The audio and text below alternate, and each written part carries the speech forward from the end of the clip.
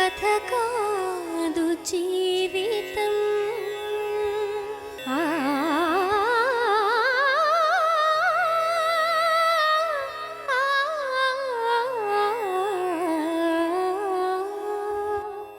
ఇది కథ కాదు జీవితం. బతుకు జట్కా బండి కార్యక్రమానికి స్వాగతం. ఇది కథ కాదు జీవితం. తల్లిదండ్రులు లేకపోవడం వల్ల ఆమె దగ్గర బంధువులు ఆమెకు దగ్గరుండి మరీ పెళ్లి జరిపించారు. నడవడికి తెలియని ఆమె ప్రవర్తనను అర్థం చేసుకునే మనస్తత్వం భర్తకు లేకపోవడంతో పెళ్ళైన కొన్నాళ్లకే ఆమె సంసారంలో సమస్యలు మొదలయ్యాయి.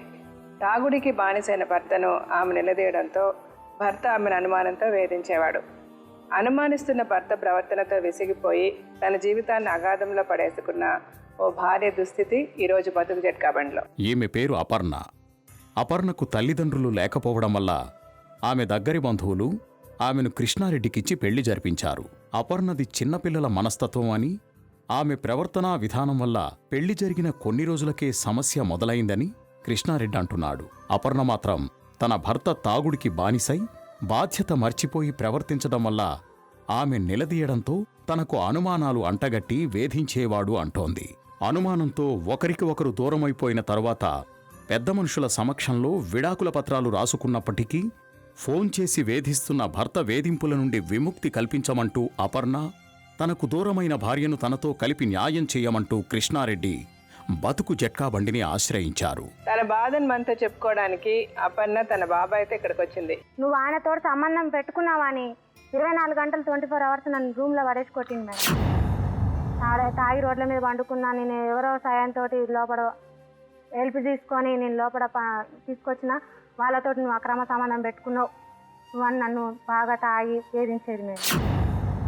బ్లాక్ మెయిల్ చేసి నువ్వు విడాకుల పేరు సంతకం పెట్టుకోవడం గొప్పతనం, ఆ మ్యాచ్ ఫిక్స్ చేయడం గొప్పతనవా? చట్ట ప్రకారం విడాకులు తీసుకోవాలి, నీకు తెలియదా? నువ్వు విడాకులకు ఇవ్వకపోతే 490 కేసు పెడతా, గురించి చట్టం పెడతా, మీ అక్క పోతుంది, మీ అమ్మ పోతుంది, ఈడ బాగా కొడతాం. నేను వేస్ట్గానే. సపోజ్ నాకేం మోతాం లేదు మేడం, నువ్వు ఈగల్గా తీసుకోపోయినా నన్ను ఎందుకు చీటింగ్ చేసినావు, నన్ను ఎందుకు మోసం చేసినావు? రండి అపర్ణ.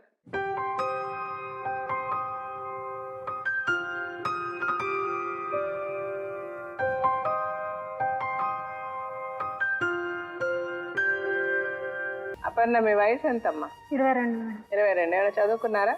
చదువుకున్నాను. 7th class madam. 7th class. మీ అమ్మ నాన్న ఉన్నారా? లేరు మేడం, చనిపోయారు. ఎప్పుడు? 7 ఏళ్ళ కింద. మీరు ఒక్కరైనా మీకు అన్నదమ్ములు? నాకు ఒక అక్క, తమ్ముడు, నేను ఉన్నాం మేడం. మీరు అక్క ముగ్గురు? మ్యారేజ్ అయింది. తమ్ముడు ఏం చేస్తున్నాడు? తమ్ముడు హాస్టల్లో చదువుకుంటున్నాడు. ఓకే.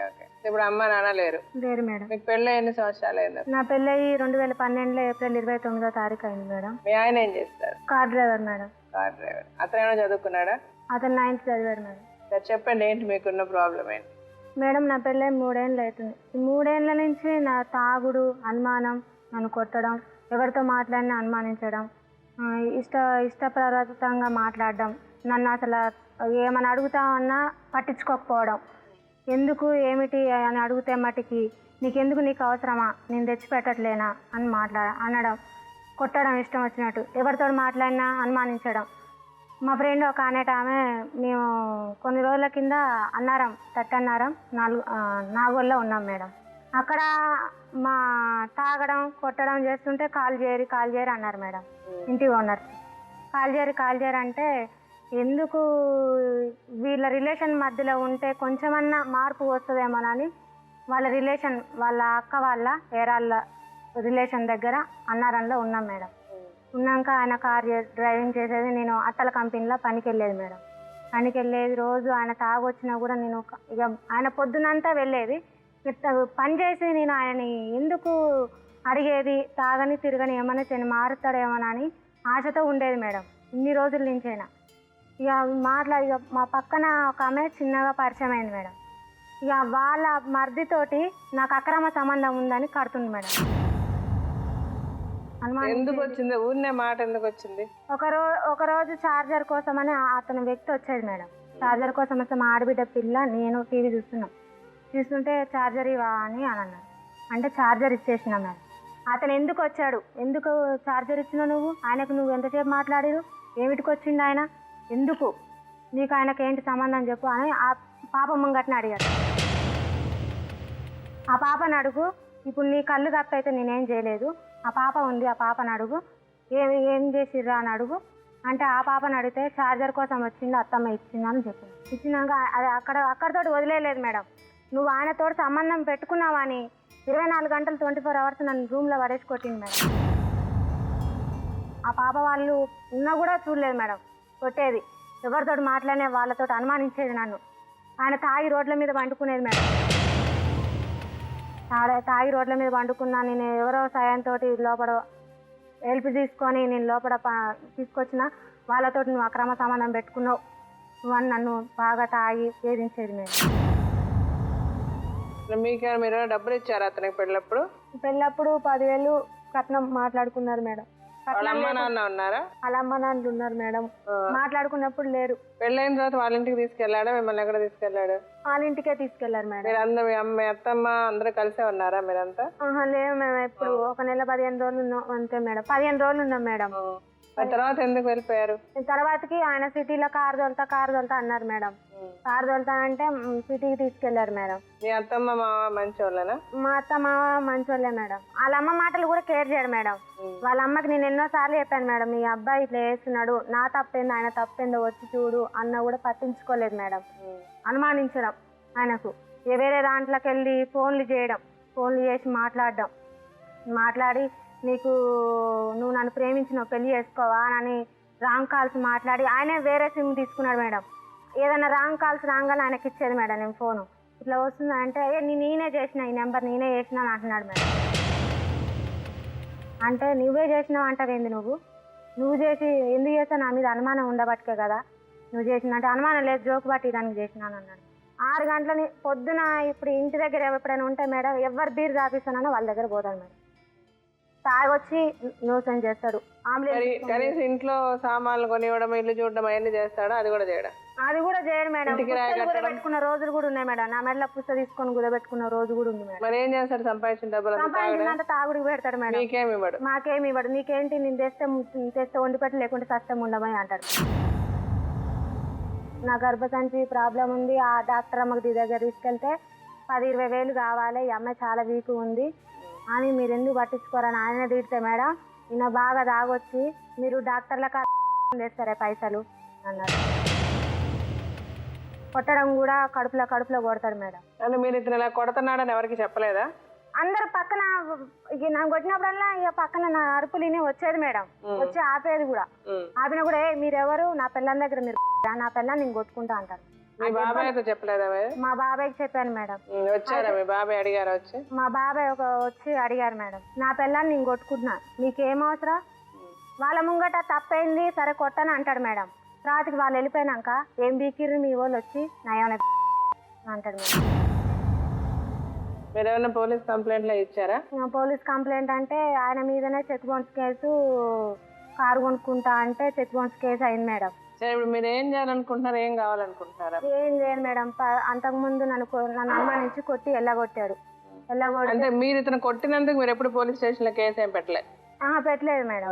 ఎందుకు మారతాడన్న ఆశతో ఉన్నాను మేడం. వెనుకకు గత్యంతరం లేక వెళ్తే నా అమ్మ లేదు, నా అయ్య లేదు, మా బాబాయ్ ఎందుకు భారంగా ఉండాలని నేను రాకుండా ఆయన దగ్గరనే ఉన్నా మేడం. అక్కడనే ఉన్నా కానీ వాళ్ళ ఇళ్ళ చుట్టూ తిరిగాను మేడం. వాళ్ళ మేనమా వాళ్ళ ఇంట్లో 10 రోజులు, వాళ్ళ అక్క వాళ్ళ ఇంట్లో 10 రోజులు. అయితే నన్ను కొట్టి అనుమానించి, ఒక వ్యక్తితో నన్ను అనుమానించి ఎలగొట్టాడు మేడం. కొట్టి 2 రోజులు ఉన్నా మేడం. తిండి తిప్పలు లేకుండా 2 రోజులు ఆయన ఇంటి ముంగటనే ఉన్నా మేడం. ఉండి నా తప్పేందో నాకెయ్యి, నేను వెళ్ళిపోతా, నీకేం అడ్డు ఉండను, నా తప్పేందో నాకెయ్యి, నేను వెళ్ళిపోతా అని అన్నా మేడం.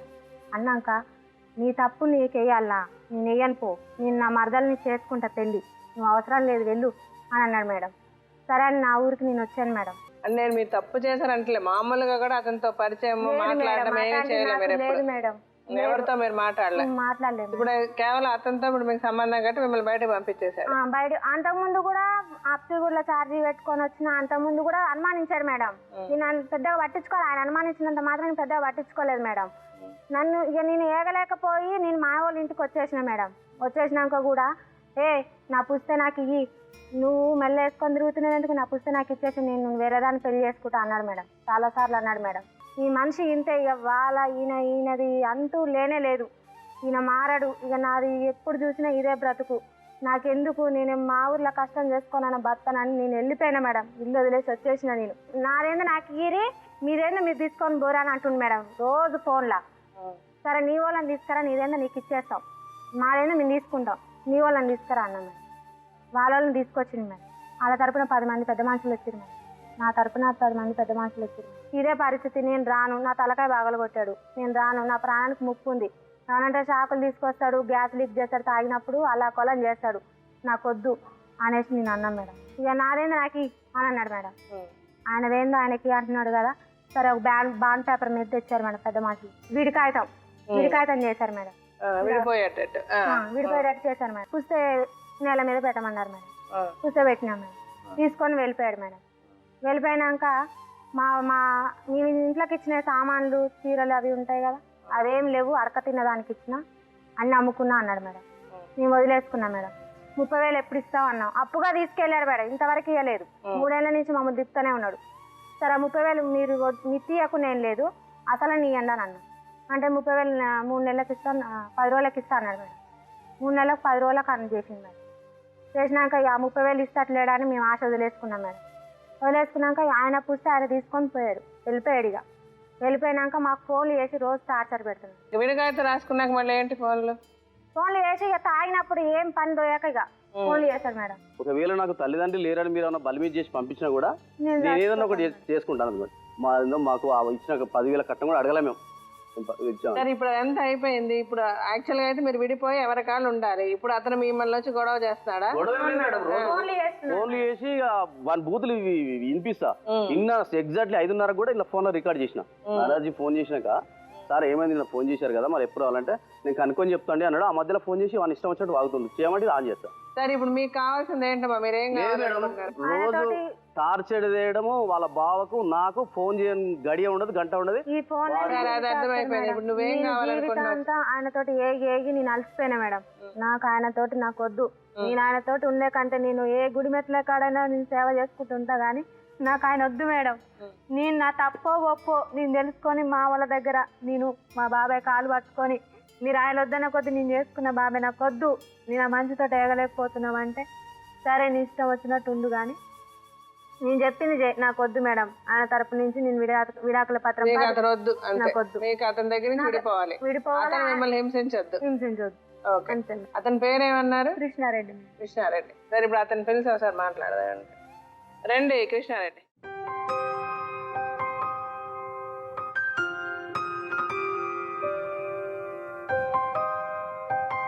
సరే ఏంటి ప్రాబ్లం మీకు అమ్మాయికి? మేడం, మనిషి వాళ్ళు తప్పు చేసింది లేదు, సహజం.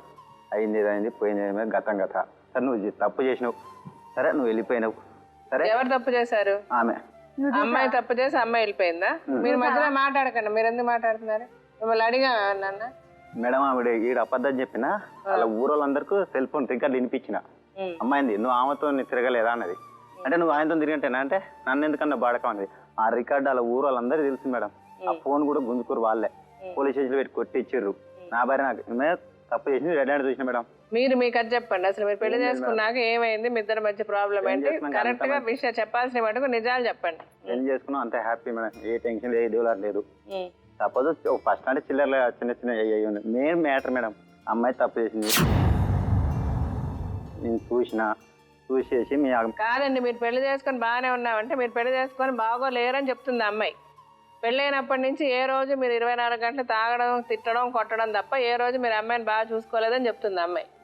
నేను రోజు తాగి తిని కొడితే ఆ ఇల్లు ఎట్లా గడిచింది? ఆమె ఇంట్లో ఎంత తినుకుంటున్నది. ఒకటే ఇంట్లో 3 సంవత్సరాలు ఉన్నాం. ఆ ఇంటి ఓనర్ కూడా నన్ను ఎన్నడూ రెంట్ అడగాడు. ఎందుకంటే నేను డ్యూటీ చేసుకొచ్చి పైసలు ఇంట్లో పడేస్తా, ఆమెకే ఇస్తా. ఇంటి ఓనర్ కూడా నన్ను రెంట్ అడగాడు. ఆమె ఇంటికాడ ఉంటుంది, ఆమె ఇస్తుంది. జస్ట్ 3 నెలలు అట్టల కంపెనీ పోయింది. అట్టల కంపెనీలో ఒక అతనితో పంచాయతీ పెట్టుకుంది. అతని కాడ 5,000 అప్పు చేసింది. అందుకని అట్టల కంపెనీ మానేసింది. మా అందులో మా అక్క కూడా చేస్తుంది. నేనుండే 30 ఇప్పటికీ అదే ఇంట్లో ఉంటున్నా మేడం. వెళ్ళిపోయినాక కూడా ఇప్పటికీ అదే ఇంట్లో ఉంటున్నా. నేను చెడ్డోన్నైతే ఆ కాలనీలో 3 సంవత్సరాలు ఒకే ఇంట్లో హైదరాబాద్ ఎవరు ఉంచుకోరు. రోజు దాగొచ్చి కొడుతుంటే పక్కింటోడు కూడా నూసించాయి, ఏమరాబాయ్ మీరు ఇట్లా చేస్తారు, నీటిగా ఉండకపోయినా ఎలాగొడతారు, రోజు తాగొచ్చినా ఎలాగొడతారు. సో మీరు అనడం మీరు అన్ని మంచిగానే ఉన్నారు, మీరు అన్ని ఇంట్లో మీరు అసలు ఏమి కొనివ్వరంట, ఏమి పెట్టరంట, నేను ఏమైనా కొనిస్తే ఇంట్లో సామాన్లు ఉంటే వండు, లేకపోతే లేదంటారంట, లేకపోతే ముండమయ్యి అంటారంట, ఆమెను కొడతారంట ఇష్టం వచ్చినట్టు. అన్ని అబద్ధాలు మేడం. చెప్పండి, మీరు నిజాలు చెప్పండి. ఏమి నిజాలు ఏంటి? రెడ్ హ్యాండ్ పట్టుకున్నా, వాళ్ళ బాబాయ్కి ఫోన్ చేసిన, ఆయన రెడ్ హ్యాండెడ్ ఏం పట్టుకున్నారు, ఏం జరిగింది? అమ్మాయి అతను కలిసి ఉన్నది. ఎవరు? మా ఇంటి పక్కన ఒక అతను ఉంటాడు, వాళ్ళ తమ్ముడు అప్పుడప్పుడు మా ఇంటికి వచ్చిపోయేది. ఒకనాడు మా కోడలు మా అల్లుడు వచ్చారు, అప్పుడు సమ్మర్లో. ఆ అబ్బాయి ఇంట్లోకి వచ్చిండు, మా అల్లుడు మా కోడలు ఉన్నాక. నేను ఇంటి ముందు బయట అయితే ఒక పావు గంట ఏరేస్తాను మాట్లాడుతున్నా.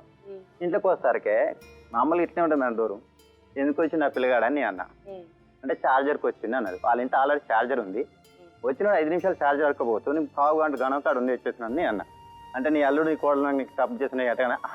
కరెక్టే, పావు గంట చెప్పి ఆయనతో నీకు ఏం వచ్చింది అన్న ఇది అయిపోయింది మేడం. ఆ తర్వాత అప్పటికి కూడా 6 నెలలు అయిపోయింది.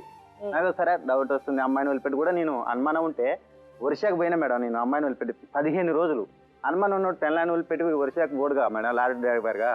అది మేడం వీళ్ళ అక్క రాలేదు, వీళ్ళ బావ రాలేదు, ఇట్లా అమ్మాయి తప్పు చేసి రాంగ అన్న వాళ్ళ బాబాయ్ రాలేదు. తప్పేంటంటే చార్జర్ వచ్చే ఉండండి, చార్జర్ అడిగాడు మేడం. అది అయిపోయినాక 6 నెలల తర్వాత. 6 నెలల తర్వాత ఏమైంది?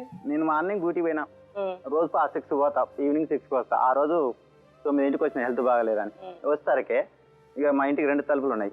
ఈ తలుపు ఇంకో అమ్మ కాపలా ఉన్నది గేట్ కాడ, ఈ తలుపు కొడుతుంది. నేను ఆ తలుపు పోయినా, దన కొడుతుంది.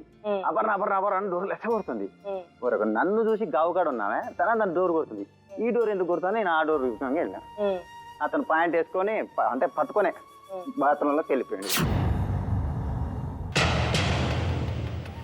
వేసి ఏం తీస్తాను అన్న అని అడిగేసిన మేడం. అడిగేసిన వాళ్ళ అక్కకు ఫోన్ చేసిన, అలా బాబాయ్కి ఫోన్ చేసిన, వాళ్ళ ఫోన్ చేసిన 3 రోజులు రాలే మేడం. పోయిన సంవత్సరం ఫిబ్రవరి 25వ తారీఖు నాడు అయింది మేడం. 27వ తారీఖు నాడు నేను రోజు డ్యూటీ పోతున్నా, వస్తున్నా, వాళ్ళకి ఫోన్లు చేస్తున్నా, రమ్మంటే రాలేదు. ఆ టెన్షన్లో ఆ చికాకులా ఎవరు రావట్లేరు. రెండో రోజు 2 దెబ్బలు వేసిన మేడం. 3వ రోజు నేను డ్యూటీ పోయినా, ఏడున్నామని అడిగింది. నేను హైటెక్ సిటీలో ఉన్నా అన్నం పోయినా, తాను చేసి సరితెక్కించిపోతున్నా పక్కింటి వాళ్ళకు అని అన్నది. వెళ్ళిపోయింది గతం. నేను ఒకనాడు పోయినా మేడం కార్ వేసుకొని రా. అంటే మీరు అమ్మాయిని అడగలేదు ఎందుకు ఇలా చేసావు ఏంటంటే, మీరు చూసా వదిలేసారు అలాగే? వదిలేసా మేడం. అంటే ఎలా వదిలేస్తారు అట్లా? అడిగినా నేను చేయలేదు, బదాంచింది. వీళ్ళు తప్పు చేసిన పెద్ద మనుషులు ఒప్పుకొని కూడా 50 రూపాయలు బాండ్ పేపర్ మీద విడాకులు ఇచ్చిపోయారు. పుస్తమిటలు కూడా ఒప్పుకోరు, మా పిల్ల తప్పు చేసింది కదా, మా పిల్ల మంచిది కాదు కదా అని చెప్పేసి 50 రూపాయలు బాండ్ పేపర్ వాళ్ళు రాసిచ్చారు. నేను రాసేయలే, నేను రాసానన్నా మేడం. ఎందుకు రాసేమన్నారు, రాసేయపోతే కొడతాను. వీళ్ళ పెదనాన్న కొడుకు వచ్చిండు మీదికి. 10 మంది పెద్ద మనుషులు తీసుకుపోయినా, మా అయ్యమ్మని తీసుకుపోయినా. ఇప్పుడు అమ్మాయి చెడ్డది కదా, అమ్మాయి మంచిది కాదు కదా. ఇప్పుడు ప్రాబ్లం ఏంటి, అమ్మాయి వదిలేసింది కదా, మీరు ఎందుకు ఇప్పుడు అమ్మాయి కావాలంటున్నారు? ఒకవేళ మేడం బై మిస్టేక్ 2 పిల్లలు పెట్టినాక వదిలేస్తారు, మీరు ఊరుకుంటారా? ఎవరిని? నేను అమ్మాయిను. మీరు ఆల్రెడీ వద్దనుకున్నారు. ఉండండి సార్, అమ్మాయిని కొట్టడం అయింది, తిట్టడం అయింది, పెద్దవాళ్ళ ముందు అమ్మాయి తప్పు చేసింది అంటున్నారు. ఇప్పుడు నిజంగా మీకు పెళ్ళామే కావాలంటే మీరు ఉండండి. ఇంత అసహ్యం చేసి బయట గొడవ చేసి అమ్మాయి నిజంగా తప్పు చేసి ఉంటే మీలో మీరు చూసుకొని మీరు ఇంట్లో ఉండుంటే అయిపోయి ఉండేది. కానీ అలా చేసుకోలే. మీరిద్దరు కొట్టుకున్నారు, తిట్టుకున్నారు, వద్దనుకున్నారు, వెళ్ళిపోయింది. మీరు పెద్దవాళ్ళ ముందు విడాకులు తీసుకున్నారు, అంతా అయిపోయింది కదా. మళ్ళీ ఇప్పుడు ఏంటి ప్రాబ్లం? నేను అమ్మాయి తప్పు చేసి రమ్మన్నప్పుడు వాళ్ళు వస్తే 4 గోడల మధ్య ఇలా మాట్లాడుకుంటే వాళ్ళు కూడా వచ్చి సరే తెలుకో చిన్నపిల్ల తప్పు చేసింది, అయింది, ఏదో పోయింది, 2 దెబ్బలు వేసి వాళ్ళ బాబాయ్ వాళ్ళ బావ వాళ్ళ అక్క ఏంది ఈ పని పద్ధతేనా, ఇది ఏం సంగతి అని సర్ది చెప్పి మాట్లాడితే సమస్య లేదు మేడం. వాళ్ళు రాక ఈ అమ్మాయిని మళ్ళీ ఇలా పెదనాన్న ఇంటికి పోయి, ఆంచన మేనమామ ఇంటికి పోయి, మళ్ళీ ఆంచన అమ్మమ్మ కాడికి పోయి ఎవరు పట్టించుకోలే మేడం. సంబంధం లేదని వాళ్ళు ఎలాగొట్టే వాళ్ళ అమ్మమ్మ ఇంటి కాంచి నేను ఉరుమల్ల చిట్టాల దగ్గర వాళ్ళ ఊరులో అమ్మలక్కలు అందరు ఫోన్ చేసి అమ్మాయి చిన్నపిల్ల అయ్యమ్మ లేని పిల్లలు తీసుకోబాగుంటే 2 years బ్యాక్ అట్లా కూడా తీసుకొచ్చుకున్నా సార్. 2 years వాళ్ళకి మాకు కాంటాక్ట్లు కూడా బతికినాం. ఏ ఒక్క రోజు కూడా వాళ్ళ ఇంటికి పోలే. అమ్మాయి పొమ్మన్నా వాళ్ళ తమ్ముడు హాస్టల్లో చదువుకుంటాడు, ఎప్పుడు కావాలంటే అప్పుడు డబ్బులు ఇచ్చిన. బ్లాక్ మెయిల్ చేసి నువ్వు విడాకులపై సంతకం పెట్టుకోవడం గొప్పతనవా, మ్యాచ్ ఫిక్స్ చేయడం గొప్పతనవా? చట్ట ప్రకారం విడాకులు తీసుకోవాలి, నీకు తెలియదా? నువ్వు విడాకులకు ఇవ్వకపోతే 490 కేసు పెడతా, గురించి చట్టం పెడతా, మీ అక్క పోతుంది, మీ అమ్మ పోతుంది, ఈడ నేను వేస్ట్గానే. సపోజ్ నాకే మోతం లేదు మేడం, నువ్వు ఈగల్గా తీసుకోపోయినా నన్ను ఎందుకు చీటింగ్ చేసినావు, నన్ను ఎందుకు మోసం చేసినావు? ధర్మంగా విడాకులు తీసుకోకపోయినావు, కేసు పెట్టకపోయినావు, నన్ను ఎందుకు చీటింగ్ చేసినావు, నన్ను ఎందుకు మోసం చేసినావు? గదే మేడం నేను అనేది. విడాకులు తీసుకుని ఏం చేసినా పర్వాలేదు, నాతో ఉండి ఎందుకు తప్పు చేసావు? చీటింగ్ చేసినట్టుగా మేడం, నమ్మక ద్రోహం చేసినట్టుగా, ఎన్ని పోటు పొడిచినట్టు కదా. దానికి సమాధానం ఏంటమ్మా? లేదు మేడం, నేను తప్పు చేయలేదు, అన్ని అబద్ధాలు ఆడుతున్నా మేడం. ఆ రోజు పెళ్లి అయింది, పెళ్ళైనప్పుడు చట్ట ప్రకారంగా విడికాయదాం అడగండి. ఎవరికి ఆయన చెప్పావు? ఫస్ట్ పెళ్ళయింది మేడం. ఎప్పుడు? అది మాకు పెళ్ళైనాకనే తెలిసింది మేడం. ఎప్పుడు పెళ్ళి? ఫస్ట్ పెళ్ళి అయింది. నా ఫస్ట్ లాయర్ దగ్గర పెళ్ళైంది కూర్చొని మేడం. మాట్లాడుకొని మేము కూడా ఇట్నే రాసుకున్నాం, నీకు కూడా అట్నే రాసిస్తాను, ఇలా వాయిస్ ఉంది వినిపిస్తా, మేము కూడా అట్నే చేసినాము, మాకు అయినా అట్లా అబద్ధాలే రాసి మేడం. నీదేందో ఒక్కటైనా నీకు నిజం నువ్వు లేదు. ఉండమ్మా నువ్వు. నీదేందో నువ్వు తీసుకో, నాదేందో నాకు ఇచ్చేసి అన్నాడు మేడం. ఈ అమ్మాయిని పెళ్లి చేసుకునే ముందు మీకు పెళ్ళయిందా?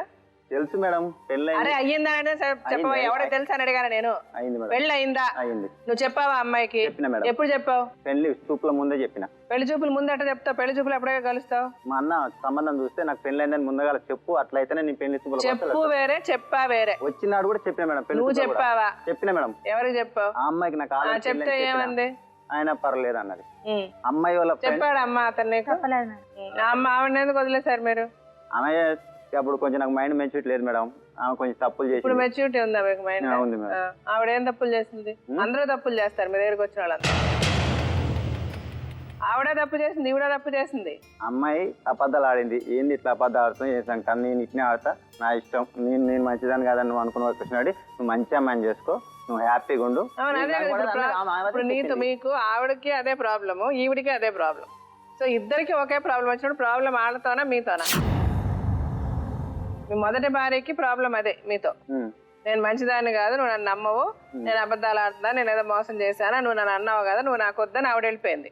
సార్ నా ఉండు, రెండో అమ్మాయిది కూడా ఇప్పుడు ఈవిడితో కూడా అదే ప్రాబ్లం. నేను మంచిదాన్ని కాదంటున్నా, నేను నాకు అక్రమ సంబంధం కడుతున్నా, నేను ఎవరితోనో చూసాను అంటున్నావు, అదంటున్నావు ఇదంటున్నా, నువ్వు నన్ను అసహ్యం చేస్తున్నావు కాబట్టి నువ్వు నాకు వద్దు, నువ్వు మంచిదాన్ని చూసుకో అంటుంది. మరి వదిలే అమ్మాయిని కూడా, ఆమె అయిపోయింది. ఏమన్నా తెలుసా మేడం, నేను ఆమె ఒప్పుకుంది మేడం. ఏం ఒప్పుకుంది? కృష్ణారెడ్డి నేను మంచిదాని కాదు, నా క్యారెక్టర్ మంచిది కాదు, నువ్వు మంచిని కదా, మంచి అమ్మాయి చేసి నువ్వు హ్యాపీగా ఉండు. కరెక్టే. మరి ఈ అమ్మాయి కూడా ఇప్పుడు అప్పుడే ఆమె మంచిగా అన్నది. సరే ఇప్పుడు ఈ అమ్మాయి నేను మంచిదాన్ని కాదు, నా క్యారెక్టర్ మంచిది కాదంటే వదిలేస్తావా? అయిపోద్దా ప్రాబ్లం? ఇప్పుడు నీకు ప్రాబ్లం ఇప్పుడు ఈ అమ్మాయి ఒప్పుకోవాలి అంతేనా? నేను తప్పు చేసిన మాట వాస్తవమే, మా పిల్ల మంచిది కాదు కదా, అందుకని మాకు విడాకులు ఇచ్చాడని విడాకులు విడిపత్రాలు రాసుకున్నాం అని చెప్పావు కదా, మరి ఈ అమ్మాయి కూడా ఒప్పుకుంది కదా. అప్పుడు మెచ్యూరిటీ లేక అసలు భార్యని విడాకులు ఇవ్వడం అనేది తెలియదు. ఎంత వయసు అప్పుడు మీకు? 10 ఏళ్ళ 9 ఏళ్ళ? అంటే 6 years బ్యాక్ మేడం. అవును, ఇప్పుడు వయసు ఎంత మీకు? 29 అంటే 23. 23 years మెచ్యూరిటీ రాదా మనుషులకి? ఎప్పుడు రావాలి మెచ్యూరిటీ? ఏ వయసుకు రావాలి మెచ్యూరిటీ? కొంతమందికి 10 years కూడా వస్తుంది, కొంతమంది 30 years. 10 years మెచ్యూరిటీ ఎవరికైనా వస్తుందా? మీ మైండ్ సరిగ్గా ఉంటే ఇట్లా మాట్లాడరు, మరి మీకు ఏదో ప్రాబ్లం ఉంది మీకు. ప్రాబ్లం మరి లేనప్పుడు ఇలా మాట్లాడరు ఎవరు.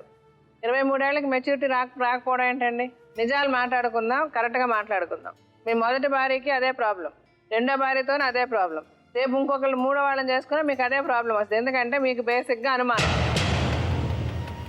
ఇదంతా మీ సృష్టి, మీ కల్పన. లేదు లేదు మేడం, అది వాళ్ళు పెద్ద మనుషులు వాళ్ళు కూడా ఒప్పురు మేడం. ఏం ఒప్పుకుంటారు? మా పిల్ల తప్పు చేసిందని వాళ్ళు ఎందుకు ఒప్పుకుంటారు. ఒప్పుకుంటారు? అవును, ఆ అమ్మాయి చెప్పింది నాకు వద్దు, నా మొగుడు వద్దు, నేను తప్పులే చేశానని అనుకుందాము, నాకు వద్దు, నాకు విడాకులు కావాలని అమ్మాయి చెప్పింది కాబట్టి వాళ్ళు పెద్ద మనుషులు అది చెప్పారు. వదిలేయ్యా, మా అమ్మాయి తప్పు చేసింది అన్నావు కాబట్టి వదిలేయి అన్నారు. ఇప్పుడైనా నీకు ఇప్పుడు ప్రాబ్లం ఏంటి చెప్పు? నీకు కావాలి ఆ అమ్మాయికి, నువ్వు అమ్మాయి తప్పు చేసింది కదా నీ ప్రకారం, ఆ అమ్మాయికి నువ్వు వద్దు, వదిలే. ఇప్పుడు ఏంటి నీ ప్రాబ్లం? ఎందుకు అమ్మాయి నింపిస్తున్నావు? ఆ అమ్మాయి వద్దు ఎందుకు? నువ్వు తప్పు చేసిన అమ్మాయి నీకెందుకో?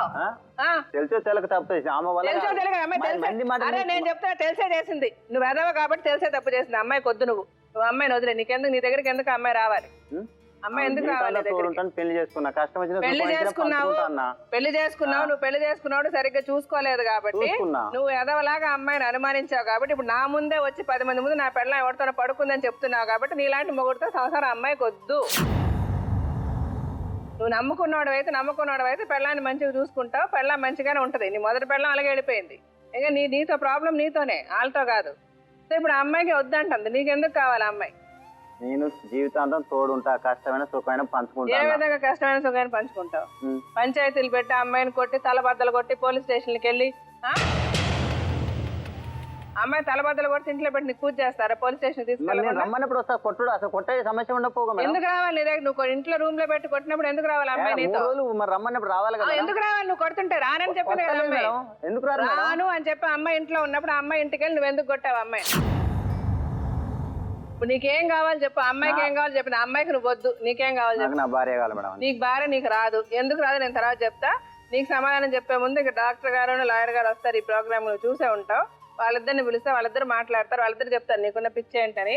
అలాగే లీగల్ గా ఏమేమి నీకు ఎన్ని శిక్షలు పడితే ఆవిడ చెప్తుంది. ఆ తర్వాత ఏం చేయాలో నేను చెప్తా, ఆ తర్వాత నీకేం చేయాలో కూడా మేము చేస్తాం. సరేనా?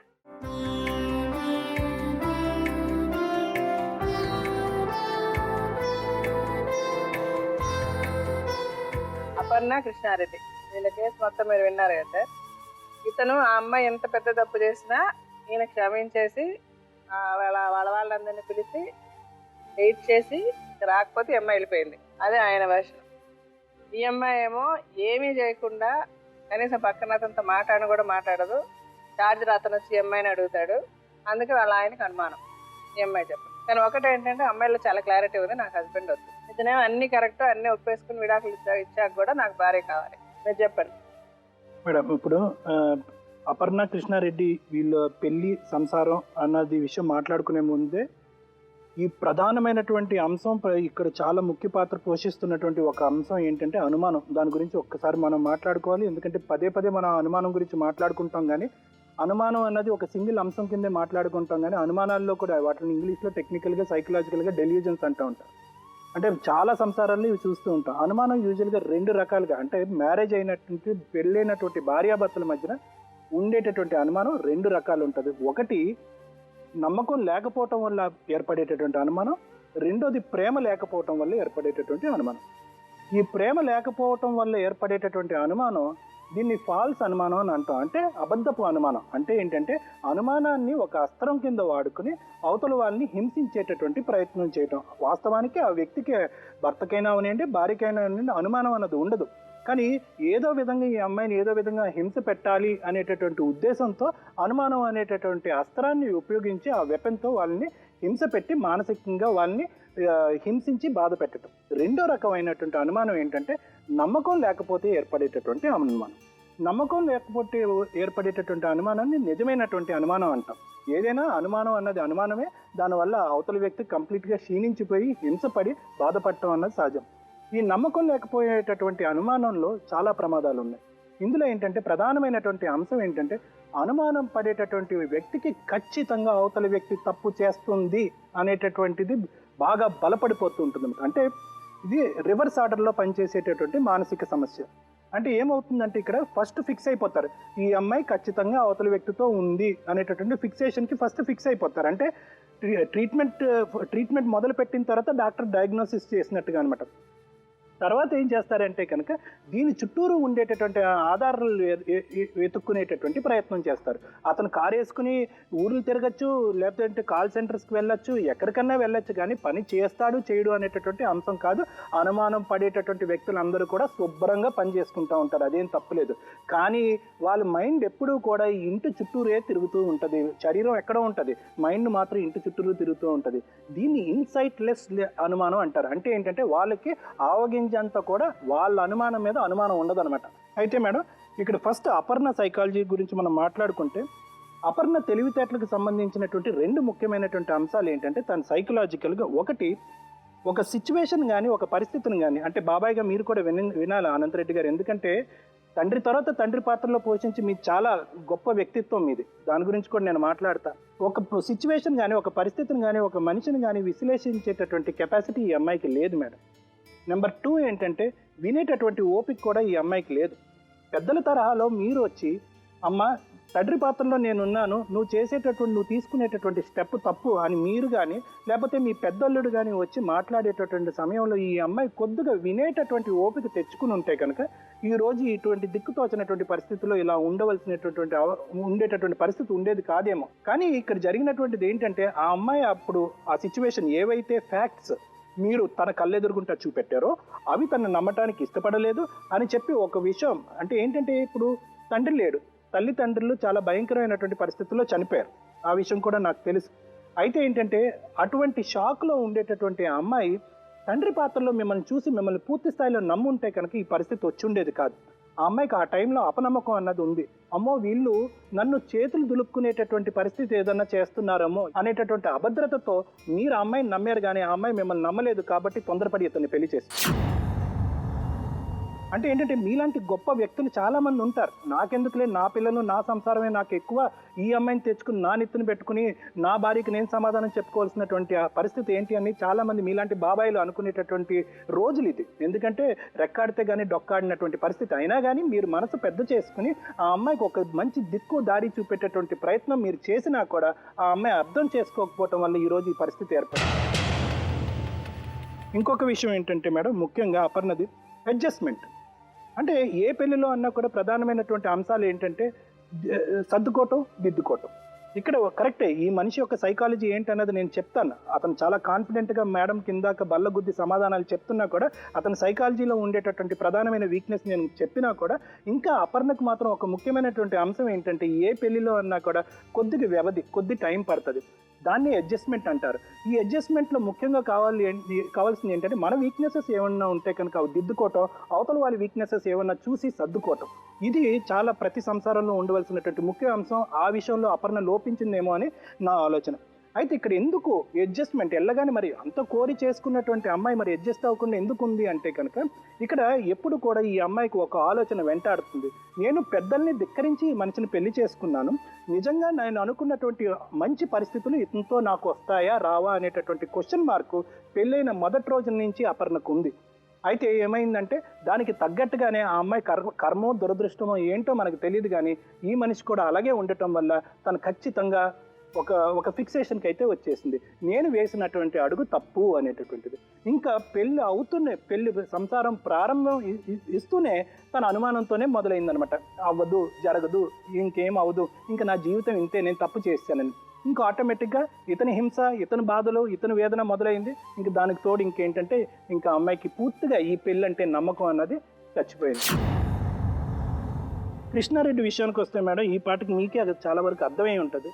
అహం, ఈగో అన్నది ఉంది. అంటే మీకేదో జబ్బో లేకపోతే మీరు క్రిమినల్ అని నేను చెప్పట్లేదు అండి, మీ సైకాలజీ. ఓకే, ఈగో అన్నది ఎక్కువ ఉంది. ఇది ఒకటి జాగ్రత్తగా గుర్తుపెట్టుకోండి. రెండోది, ఇందాక నేను ఒక టైప్ ఆఫ్ అనుమానం గురించి నేను చాలా వివరంగా చెప్పాను. ఇన్సైట్లెస్ అనుమానం అంటే ఏంటంటే నా వరకు నేను చూసింది, నా కళ్ళు చూసినవి, నా చెవులు విన్నవి, నాకు వచ్చినటువంటి ఆలోచన ఖచ్చితంగా నిజం. దీనికి ఎంతమంది వచ్చి చెప్పినా కూడా నేను నమ్మను అనేటటువంటిది. ఇంకొక మాట అన్నారు మీరు ఇందాక, ఏమన్నారంటే కావాలంటే ఆ అమ్మాయిని అడగండి, ఆ అమ్మాయి ఒప్పుకుంది అన్నది. ఈ అనుమానం ఉండేటటువంటి ప్రాబ్లంతో ఉండేటటువంటి వ్యక్తులకు ఉండేటటువంటి స్పెషలైజ్డ్ క్వాలిటీ కూడా ఒకటి ఉంది. అంటే ఏంటంటే వాళ్ళు అనుమానం పడతారు, ఎవరి మీదైతే అనుమానం పడుతున్నారో 100 అయినా 106 అయినా అవతల వ్యక్తికి ఏదో ఒక రోజు వాళ్ళ చేతే ఒప్పించేస్తారు నేను తప్పు చేశానని. ఆ మెసేజ్ వచ్చిందా, ఎక్కడి నుంచి వచ్చింది, వస్తే ఆ టైంకే ఎందుకు వచ్చింది, నిన్నెందుకు రాలేదు, ఈ రోజు ఎందుకు వచ్చిందంటే ఇంకా అమ్మాయి చేతులెత్తి దండం పెట్టి బాబు నేను తప్పు చేశాను అనేటటువంటి పరిస్థితి ఏర్పడుతుంది. వినండి, తర్వాత మాట్లాడదురు కానీ. అయితే ఇప్పుడు ఏంటంటే ఈ క్వాలిటీ మీకు చాలా మంచి క్వాలిటీ, నేను అది చెడు క్వాలిటీ అనట్లేదు. ఎందుకంటే ఆ పట్టుదల ఏదైతే ఉందో అది మీ సంపాదనలో చూపెట్టుకుంటున్నారు, మీరు కెరియర్ పరంగా ట్యాక్సీ నడుపుకుంటున్నారు. కానీ ఇందాక నేను చెప్పినట్టుగా ఏంటంటే మీరు గొప్పగా పనిచేసినంత మాత్రాన ఇక్కడ పెళ్ళాన్ని సంతోషంగా చూసుకుంటున్నారా అన్న దానికి అది నిదర్శనం కాదు. రెండు పొంతం లేనటువంటి విషయాలు. ఇందాక మీరు చెప్తున్నారు కదా, నేను చాలా కష్టపడతానండి, అంత కష్టపడిన వాడిని నేను నా భార్యను ఎందుకు చూసుకోనంటే, బాగా చూసుకోవటం వేరు. అంటే ప్రేమలో 2 రకాలు ఉంటాయి, సూపర్ ప్రేమ, సాడిస్ట్ ప్రేమ. ఇప్పుడు ఇదే ప్రేమ అన్నది మీరే నిర్ణయించుకోవాలి. ఇది సూపర్ ప్రేమ, గొప్ప ప్రేమ కాబట్టి నా భార్యను మీ భార్యను మీరు కోరుకుంటున్నారా, లేదా ఇక్కడ ప్రేమ అన్నది ఒక డిఫరెంట్ యాంగిల్లో, అంటే నాకు ఒక స్త్రీ కావాలి, నా జీవితంలో ఒక స్త్రీ కావాలి అనేటటువంటి అంశంతో మీరు ఆలోచిస్తున్నారా అనేటటువంటి. ఎందుకంటే మీతో పాటు నేను కూర్చుని మాట్లాడినప్పుడు చాలామంది స్త్రీల గురించి మీరు వివరించారు. మీ మొదటి భార్య అనుమానం, సో మైనస్ మీ జీవితంలో ఉంది. రెండో భార్య అనుమానం, సో మైనస్ జీవితంలో. ఈ అమ్మాయికి తోడ్పడినటువంటి అమ్మాయి ఇంకో అమ్మాయి కూడా ఉంది, ఆ అమ్మాయి ఈ అమ్మాయిని ప్రేరేపించింది అంటున్నారు. అంటే మీ జీవితంలో ఏంటంటే మీ లెక్క ప్రకారం ఏంటంటే ఆడవాళ్ళు అంటే పుట్టిన తర్వాత తప్పు చేస్తారన్నది. ఈ జనరలైజ్ సైకాలజీ ఏదైతే ఉందో ఇది చాలా చాలా ప్రమాదమైనటువంటి సైకాలజీ. సో మీరు ఆ అమ్మాయికి రెడ్ కార్పెట్ వేయండి, పూల పందిరి వేయండి, ఏమైనా వేయండి, ఈరోజు ఆ అమ్మాయి మీ దగ్గరకు వచ్చి హింసపడేటటువంటి పరిస్థితికి ఆ అమ్మాయి ఆ విధంగా దిగజారిపోతుందని అనుకోవట్లేదు. ఇంకొక ఇంపార్టెంట్ ఇష్యూ మేడం, ఈ ఈగో అన్నది నేను ఎందుకు అన్నానంటే మేడం, ఇతను 2 ఎక్స్పెక్టేషన్స్తో ఈ పెళ్ళికి వచ్చాడు మేడం. అందరు భర్తల్లాగే నాకు భర్త అనేటటువంటి స్థానం ఇవ్వాలి, నెంబర్ 2 అల్లుడు అనేటటువంటి స్థానం ఇవ్వాలి. ఈ మాట మీకు చాలా ముఖ్యం అనంతరెడ్డి గారు. ఎందుకంటే ఇప్పుడు మీరేమనుకున్నారు, ఈ పాపకు పెళ్లి చేసేంత వరకు మీకు అక్కడితో ఆ ఇష్యూ అయ్యింది అని అనుకున్నారు. కానీ ఇతను ఏంటంటే అతను అల్లుడి స్థానాన్ని నన్ను నిలబెట్టాలి అనేటటువంటి కోరిక తపన మొదటి నుంచి ఉంది. మీరు చేయలేదు అని అనలేదు, కానీ ఒకప్పుడు అతని తండ్రి ఉంటే కనుక, అపర్ణ తండ్రి ఉంటే కనుక బహుశా మీకంటే ఒక 2 రెట్లు ఎక్కువ చేసి ఉండేవారేమో. ఆ స్థానం అతనికి లభించలేదు. దాంతో అతను ఇందాక ఈగో అహం అన్నాం కదా, అది ఫర్దర్గా హర్ట్ అయింది. దాంతో అతను మనస్తాపం చెందాడు. మీరు మంచి చెడ్డలకే కాకుండా చెడు ఏదైతే ఇందాక ఒక మాట అంటున్నాడు, సరే తప్పు చేయలేదే అనుకోండి మేడం, కానీ వాళ్ళు వచ్చి చూడాలి కదా ఏం జరిగిందో అన్నటువంటి అంశం. అంటే ఏంటంటే అక్కడ మీరు వచ్చి చూడాలి అని ఎందుకు అంటున్నాడంటే కనుక అల్లుడుగా అతని మాటకి ఎంత గౌరవం ఇస్తున్నారు, ఈ సిచ్యువేషన్కి ఎంత వాల్యూ ఇస్తున్నారు, ఈ కాపురానికి ఎంత గౌరవం ఇస్తున్నారు అన్నది ఒక టెస్టింగ్ మెటీరియల్ కింద అతను వాడుతున్నాడు. సో దీన్ని బట్టి మనకి ఏంటంటే మేడం ఇక్కడ 2 key పాయింట్స్ మనకు తెలుస్తున్నాయి మేడం. ఒకటి ఏంటంటే ఆ అమ్మాయి సైకాలజీలో ఉండేటటువంటి తప్పులు ఏమున్నాయి అన్నది మనకు తెలీదు. హింస పెడుతున్నాడు, బాధ పెడుతున్నాడు కాబట్టి ఒక వ్యక్తి నేను ఇంక తట్టుకోలేక వేరే వాళ్ళ దగ్గర నుంచి ఒక మాట సహాయం ఏదో సహాయం తీసుకున్నాను అనేటటువంటి పరిస్థితి ఉండుండొచ్చమ్మా. దాని గురించి నేను కమెంట్ చేయట్లేదు, ఎందుకంటే నాకు ఎటువంటి ఎవిడెన్స్ లేదు కాబట్టి నేను అది మాట్లాడట్లేదు. కానీ ఏంటంటే ఏదైతే తన అనుమానంతో ఈ సంసారంలోకి ఎంటర్ అయిందో అది నిజమైంది అనేటటువంటి పరిస్థితి, నిజం అవటమే కాకుండా 2 రెట్లు నిజమైంది. ఆ బాధ అంతా నేను చూశాను అనేటటువంటి, గాయపడింది అనేటటువంటి మనస్తత్వంతో తను ఉంది. కృష్ణారెడ్డి గారు భార్యను కావాలి అని కోరుకుంటున్నాడు. ఇంకో పక్క నుంచి ఏంటంటే మొత్తం ఆ అమ్మాయి చేసిన తప్పులన్నీ కూడా ఒక చిట్టా పుస్తకం ఇప్పినట్టు మనకు అందరికీ తెరిచి చూపెడుతున్నాడు. ఇంత అనుమానం పడేటటువంటి వ్యక్తి నీకు ఎంతో గట్టిగా ఒక ఆడపిల్ల తప్పు పని చేస్తే కనుక ఒక మనిషికి, ఒక మగవాడికి ఎంత గుచ్చుకుంటుంది అన్నది అందరికీ తెలుసు. అందరికీ ఎవరిని అడిగినా కూడా చెప్తారు. అలా గుచ్చుకునేటటువంటి వ్యక్తి మీలో ఇంత క్షమాగుణం ఎలా వచ్చింది అనేటటువంటి ప్రశ్నకు కూడా ఈ రోజు కాదు కదా, రేపటికి కూడా సమాధానం దొరకదు. ఎలా దొరుకుతుంది? సమాధానం లేదు కదా. ఎలాగే అంత క్షమాగుణం చూడలే కదా. సో కాబట్టి నేను అనుకునేది ఏంటంటే మీరు వెల్కమ్ అన్నా కూడా ఆ అమ్మాయి నో కమ్. మీరు చెప్పిన తర్వాత మనం కరెక్ట్ గా నిజాలు మాట్లాడుకుందాం, సరేనా? ప్రిపేర్ అవ్వండి. నేను చెప్పే అలా కాదు, ఒక నిమిషం ఉండండి. మేడం మాట్లాడిన తర్వాత ఇప్పుడు నేను ఏంటంటే వీళ్ళిద్దరు మాట్లాడి వింటున్నంతే మీరిద్దరు దయచేసి నిజాలు మాట్లాడుకుందాం అని ఒట్టేసుకొని వీళ్ళిద్దరు మాట్లాడిన తర్వాత మన ముగ్గురు మాట్లాడుకొని ఒక డెసిషన్ తీసుకుందాం. ఓకే?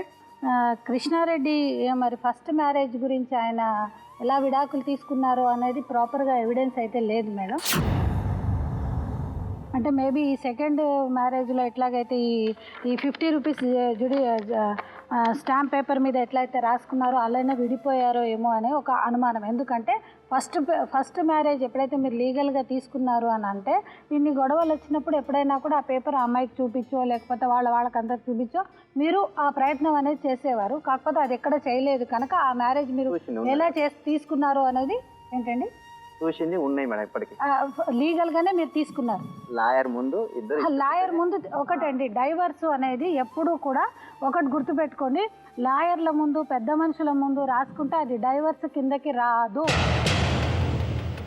ఇప్పుడు మేము నెక్స్ట్ మీకు అదే చెప్తాను, ఎందుకు మీరు అది పదే మాట్లాడుతున్నారు అనే దాని మీ బిహేవియర్ కూడా ఒక్కోసారి నేను డాక్టర్ గారి లాగా కూడా మీ కేసులో మాట్లాడాల్సిన అవసరం ఉంది. ఎందుకంటే మీలాంటి వాళ్ళు ఏం చేస్తారంటే ప్రతి ఒక్కటి ఆడపిల్లలు భయానికో లేకపోతే వాళ్ళు ఉండే ఒక సర్కమ్స్టెన్సెస్ మూలానో వాళ్ళు కేసులు వేయకపోతే ఎస్ నువ్వు తప్పు చేసావు కనుక నువ్వు కేసు వేయలేదు, నేను కరెక్ట్ అని నువ్వు అనుకుంటున్నావు. మీరు ఏమేమి మాట్లాడారు ఏంటి అనేది ఇందాకటి నుంచి మేము బాగా చూస్తే మీరు ఫస్ట్ మ్యారేజ్ అది ఏంటి అనేది మీ దగ్గర కరెక్ట్ లీగల్ పేపర్స్ అనేది అయితే ఒకటి లేదమ్మా. ఆ లీగల్ పేపర్స్ లేకపోవడం మూలాన ఒకటి మీకు తెలుసో తెలియకో మ్యారేజ్ అనేది ఒకటైంది. మేడం ఇక్కడ ఇంకొకటి ఆయన పదే మీతో ఒక మాట చెప్తున్నారు ఏంటి, 6/10/2015 రోజు నాడు మేము రాసుకున్నాము, అదే వాళ్ళు మాతో రాయించారని. కాకపోతే ఇక్కడ 6/10 అని ఉంది, సరే అంటే 2015 ఏదైతే ఇది రాసుకున్నారో ఇది మేము చాలా కూలంకుషంగా చదివితే మాకు తెలిసింది ఏంటంటే మేమిద్దరము కలిసి మా ఇద్దరికి పడట్లేదు, మా ఇద్దరి ఆర్థిక పరిస్థితి బాగలేకపోవడం మూలాన ఏమి ఇచ్చి పుచ్చుకోవట్లేదు కనుక మేమిద్దరం విడిపోదలుచుకున్నాము, మేము అని రాశారు. అంటే మీకు అక్కడ ఇష్టంతో ఈ పత్రం అనేది రాశారు అనేది క్లియర్గా చేశారు. సరే మీకు ఇష్టం లేకుండా మీరు రాశారు అని అన్నప్పుడు ఎప్పుడైతే వాళ్ళు బలవంతంగా ఇది రాపిచ్చారో మీతోటి ఇమీడియట్గా కూడా మీరు ఒక చిన్న కంప్లైంట్ ఇచ్చి ఈ చదువు పెద్దలు వీళ్ళంతా ఎవరైతే ఉన్నారో నన్ను బలవంతంగా ఈ పేపర్ రాయించారు, నాకు ఇష్టం లేదు, నాకు మా ఆవిడ కావాలని చెప్పి మీరు చెప్పొచ్చు. కానీ ఈ పరిస్థితి ఎప్పుడు రాయించారు అని అంటే ఎప్పుడైతే ఈ గొడవ అయినప్పుడు పోలీస్ స్టేషన్లో పెట్టినప్పుడు ఆ పెద్దల సమక్షంలో, అంటే అప్పుడు ఏం చేసింటారంటే మేడం ఎప్పుడైతే ఈయన ఫిజికల్గా అమ్మాయి మీద అటాక్ చేసినప్పుడు ప్రస్తుతానికి ఆ కేసు అక్కడికక్కడ సర్దుపు చేయాలి అనే ఉద్దేశంలో ఆ పెద్దవాళ్ళు అక్కడికక్కడ ఇది రాయించేసినట్టున్నారు. అంటే ఒకటమ్మా నీకు ఇప్పుడు పేపర్ మీద రాసిందే కాదు అని అంటే ఇంకా మీరు ఏ కోర్ ఆఫ్ మీరు మాట్లాడుతున్నారో మేము ఒకటి అర్థం చేసుకోగలుగుతాం. ఒకటి మీ ఇద్దరు ఇష్టపూర్వకంగానే రాసుకున్న ఇది పత్రము, కాకపోతే ఇంకొకటి ఇది ఏ మాటకి కూడా పనికిరాదు. ఆ పనికిరాదు అని పదే మేము ఎందుకు చెప్తున్నామంటే ఇది రాసుకున్న తర్వాత కూడా ఆయన మీ పట్ల చేసే ప్రతి చర్య అంటే అర్థమైందా? ఆయన ఒక మాట ఏమంటున్నాడు, నాకు లీగల్గా ఇచ్చావు నువ్వు డైవర్స్, నువ్వు లీగల్గా ఏమన్నా చేసావా, లీగల్గా కంప్లైంట్ ఏమన్నా ఇచ్చావా అంటే అది ఒకటి ఆయనకి బ్లాక్మెయిలింగ్ టాక్టిక్స్ అయిపోయాయి. మీరు ఎప్పుడైతే మీరు కోర్టును ఆశ్రయించో లేకపోతే పోలీస్ స్టేషన్కి వెళ్ళో ఇలాంటి పనులు మీరు కంప్లైంట్ అనేది ఇచ్చింటే డెఫినెట్గా కూడా అప్పుడు ఆ అమ్మాయికి రావాల్సిన రిజల్ట్ వచ్చేది. ఇంకోటి ఇది గుడ్డి ప్రపంచం కాదు, అదొకటి మీరు ఒకటి గుర్తు చేసుకోండి. అదేంటంటే ఎప్పుడైతే ఆడపిల్ల నన్ను భర్త కొడుతున్నాడు, నాకు అక్కర్లేదు, నేను ఆ భర్తతో కాపురం చెయ్యలేదు అని చెప్పడానికి మేడం ఆడపిల్లలకి 110% రైట్స్ ఉన్నాయి. కానీ అది ఆ అమ్మాయి ఏం వస్తువు కాదు, ఏమొక జంతువు కాదు, నాకు పట్టుదల పట్టి నాకు కావాలి అనడానికి. ఎందుకంటే చాలామంది మగవాళ్ళు ఏదైతే ఇది ఉందో ఇట్స్ నాట్ ఓన్లీ కొట్టడమే ఫిజికల్ హెరాస్మెంట్ కాదు మేడం, నాకు కావాలి అని ఇందాక డాక్టర్ గారు అంతా ఎక్స్ప్లెయిన్ చేసింది అదంతా కూడా మెంటల్ క్రుయాలిటీ కిందకు వస్తుంది. అంటే కనిపించకుండా కొట్టడం, కనిపించకుండా మనిషిని ఇంట్లో నుంచి పరిగెత్తించడం. మీలాంటి వాళ్ళ కోసమే ఈ మెంటల్ క్రుయాలిటీ మీద బోల్డ్ అని జడ్జిమెంట్స్ ఉంటాయి. కనుక మీరు ఇందాక ఏమన్నారు, నాకు కావాలి, నా భార్య కావాలంటే ఆమె ఎప్పుడైతే అక్కర్లేదు అని అనుకున్నప్పుడు మీరు కావాలి అని అనుకుంటే మేబీ చట్టం మీకు ఒక రైట్ ఇచ్చినా కూడా అదే మేడం చాలామంది మగవాళ్ళు ఆడపిల్లలు మాకు అక్కర్లేదు బాబాయ్, మీరు కొట్టిన దాని మీద మేము వెచ్చిపెట్టి మేము వెళ్ళిపోతున్నాను అన్నా కూడా రెస్టిట్యూషన్ ఆఫ్ కాంజుగల్ రైట్స్ వేసి చూసావా నాకు నీ మీద ఎంత ప్రేమ ఉంది, నాకు నా భార్య కావాలి అని చెప్పి కోర్టు నుంచి అడుగుతారు. కానీ కోర్టు ఏం చేస్తుంది, నీకు నీ భార్యతో కలిసి ఉండొచ్చు అని చెప్పి అంటుంది, కానీ బలవంతం చెయ్యదు. అందుకని మీలాంటి వాళ్ళ కోసమే కూడా మ్యారిటల్ రేప్ అనేది ఉంది. అంటే మీకు ఇష్టం లేదే భర్తతోటి కూడా మీరు ఉండాల్సిన అవసరం లేదు. అంటే మేబీ అది ఇంకా రూల్స్ రాలేదు, కాకపోతే ఆమెకి ఇష్టం లేదే మీరు ఎటువంటి బలవంతంగా కూడా భర్తతోటి ఉండే మీకు హక్కు లేదు, మీరు ఆమెను ఫోర్స్ చేయాల్సినది లేదని చెప్పేసి కూడా మన సెక్షన్స్లో బోల్డ్ అన్నీ ఉన్నాయి. ఇక్కడ ఇంకొకటి ఏంటంటే మేడం, ఈ అమ్మాయి ఆల్రెడీ ఇవన్నీ తీసుకున్న తర్వాత అమ్మాయితో నేను మళ్ళీ అడిగితే ఒక మాట, ఏమ్మా ఎందుకు మీకు ఇద్దరి మధ్యన ఇలాంటి గొడవలు వస్తున్నాయి, మరి మేడం గారికి చెప్పకూడదు ఇంకేమన్నా ఉన్నాయంటే ఫిజికల్గా కూడా అదేదో ప్రాబ్లం అనేది ఉంది మేడం. ఆ ఫిజికల్గా ఉన్న ప్రాబ్లం ఉన్న వాళ్ళ మగవాళ్ళే ఇలాంటి ప్రాబ్లమ్ని క్రియేట్ చేస్తుంటారని చెప్పేసి మాకున్న చిన్న ఎక్స్పీరియన్స్లో చెప్పేది. ఇందాక ఫస్ట్ మా డాక్టర్ గారు చెప్పినట్టు ఫస్ట్ భార్య కూడా అదే అనుమానంతో వెళ్ళిపోయిందంటే ఎప్పుడైతే అదేదో చెప్పినట్టు అన్ని ఉన్న ఆకు అణిగిమడిగి ఉంటుంది, ఏమి లేని ఆకు ఎగిరెగిరి పడిపోతుంది అన్నట్టు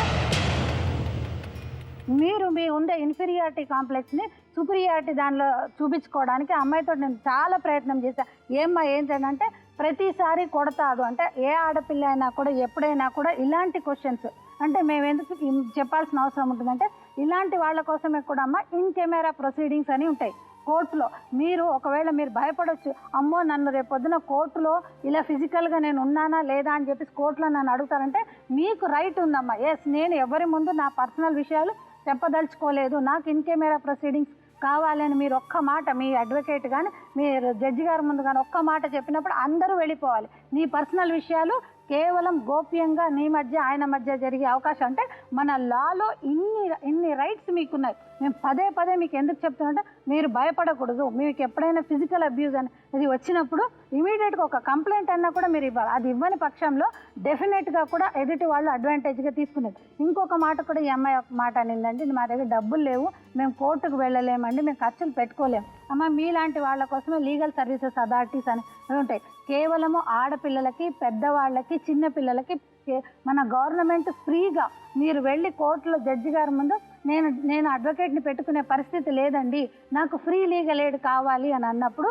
చాలామంది అడ్వకేట్లు మీలాంటి వాళ్ళ కోసమే ఫ్రీ సర్వీస్ చేయడం కోసమే ఫ్రీ కేసులు మీ వాళ్ళ కోసమే ఫైట్ చేస్తారు. సో నాకు డబ్బు లేదు, నాకు న్యాయం దక్కదనే మాట మాత్రం మీకు లేదు. డెఫినెట్గా మీకు రైట్ ఉంది, మీరు వెళ్ళొచ్చు, మీరు చెప్పొచ్చు, అక్కడికి వెళ్ళి నాకు ఒక అడ్వకేట్ని పెట్టమని చెప్పి కూడా అనొచ్చు.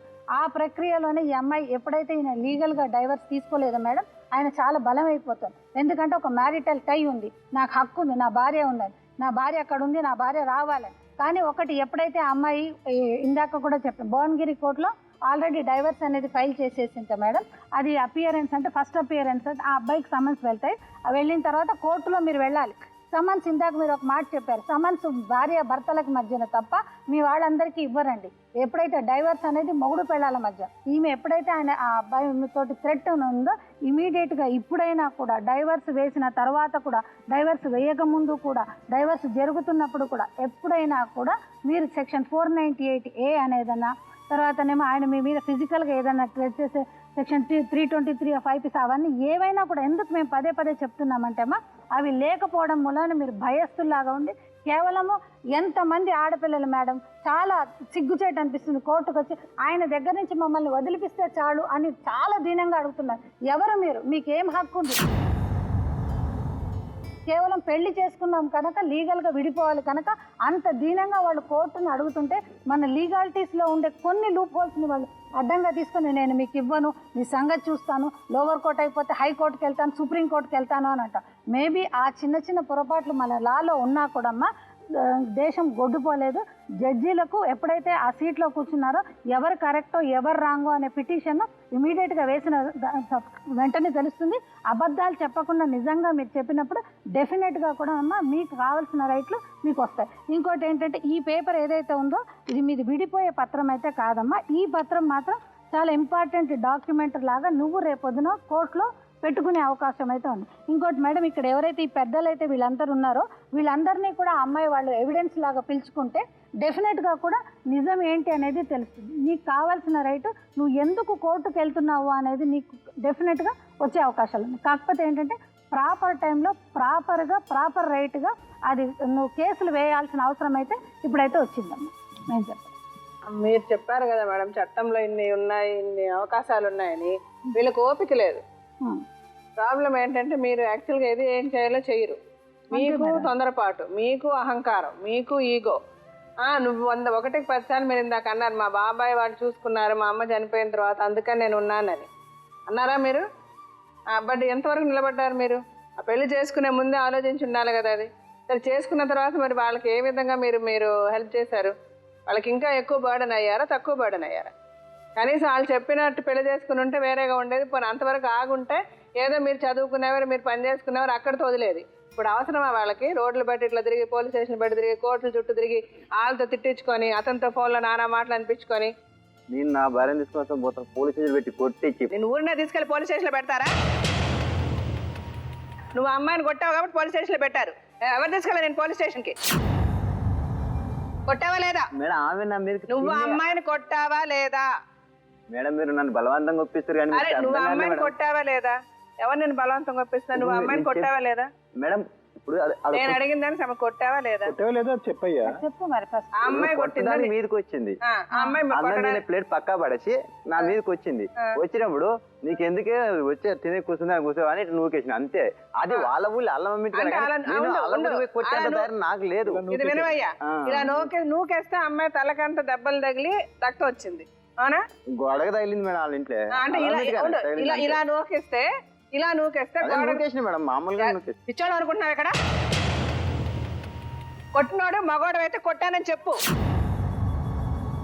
ఎదవలా మాట్లాడక. నా పెళ్ళ ఎవరితో పడుకుంది, ఆడు ప్యాంట్ వచ్చుకొని పారిపోతే నేను భయపడి నేను వదిలేశాను నా పెళ్ళని. ఎవరికి చెప్తున్నావు నువ్వు ఈ కబుర్లు? మగాడివైతే మగాడిలాగా మాట్లాడు. నా పెళ్ళని తప్పు చేసింది, నేను కొట్టా, నేను పోలీస్ స్టేషన్కి వెళ్ళా, కొట్టిన దానికి తన్నులు తిన్నా. మళ్ళీ ఎందుకు ఇప్పుడు నేను ఇలాగంటే అన్నం తింటుంటే ప్లేట్ అలాంటి మాటలు కొట్టలేదు మేడం. వాళ్ళ ఊరి పోయినప్పుడు కొట్టలే. హైదరాబాద్ లో కొట్టాను, వాళ్ళ ఊరి పోయి కొట్టలే. వాళ్ళ ఊరికి పోతే వాళ్ళ బాబాయ్ వాళ్ళ అన్న బిరుదు చూసుకుని నా మీద కొట్టడానికి వస్తే అప్పుడు దోసిన మేడం. హైదరాబాద్ కొట్టానని ఎప్పుడు దోసినా నువ్వు హైదరాబాద్ లో కొట్టబట్టే కదా అమ్మాయి వెళ్ళిపోయింది. మళ్ళీ రమ్మన్నాడు 3 రోజులు 24 గంటలు కొట్టేవాడి దగ్గర ఎందుకు ఉంటది? 24 గంటలు కొట్టేవాడి దగ్గర, అనుమానం పడేవాడి దగ్గర అమ్మాయి ఎందుకు ఉండాలి? అవన్నీ చెప్పినా గానీ నువ్వు అనుమానం పడలేదు మేడం.